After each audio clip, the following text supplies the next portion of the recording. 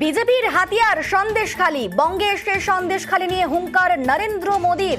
গত 6 মার্চ বারাসাতে সভা করতে আসেন মোদী এবং সেখানে বেশ কয়েকজন সন্দেশখালী নির্যাতিতার সঙ্গে কথাও বলেন তিনি এবং সেখানে ছিলেন প্রতিবাদী রেখা পাত্র। এবার সন্দেশখালীর প্রতিবাদী রেখা পাত্রকেই বসিরহাটের প্রার্থী করলো পদ্ম শিবির।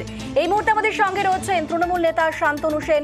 শান্তনু বাবু, সন্দেশখালীর যে প্রতিবাদী রেখা পাত্র, যার তিনি বিভিন্ন নির্যাতনের বিরুদ্ধে তিনি আওয়াজ তুলেছেন এবং তারপরেই তার আওয়াজ গোটা রাজ্যে ছড়িয়ে পড়েছে, সেই রেখা পাত্রকেই বসিরহাটের প্রার্থী করলো পদ্ম শিবির। কিভাবে দেখছেন বিষয়টিকে? দেখুন, ভারতবর্ষের সর্ববৃহৎ রাজনৈতিক দল নির্বাচন ঘোষণার এতদিন পরেও প্রথম দফার প্রার্থী পদের মনোনয়ন প্রক্রিয়া শুরু হয়ে যাওয়ার পরেও তারা ভারতবর্ষ সহ বাংলায় এখনো 2 দফা মিলিয়ে সমস্ত কেন্দ্রে প্রার্থী দিতে পারলো না।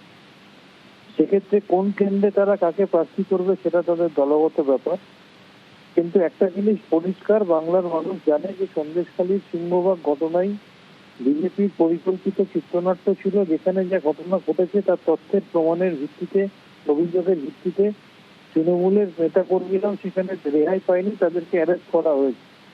কিন্তু সারা ভারতবর্ষের মহিলা সম্প্রদায়কে বিজেপি কিভাবে অপমান করেছে, কিভাবে মণিপুরে মহিলাদের ধর্ষণ করে প্যারেড করানো হয়েছে নগ্ন করে, বা কিভাবে হাবড়া, খুলনা, বলরামপুরের মতো ঘটনাগুলো ঘটেছে, সেই নারী বিদ্বেষী বিজেপিকে বাংলার মানুষের চিনতে আর কোনো বাকি নেই।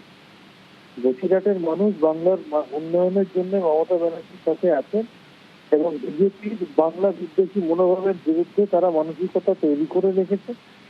মমতা বন্দ্যোপাধ্যায়ের প্রার্থী আগের বারের থেকে আরো বেশি ভোটে বসিরহাট কেন্দ্র থেকে জয়ী হবে।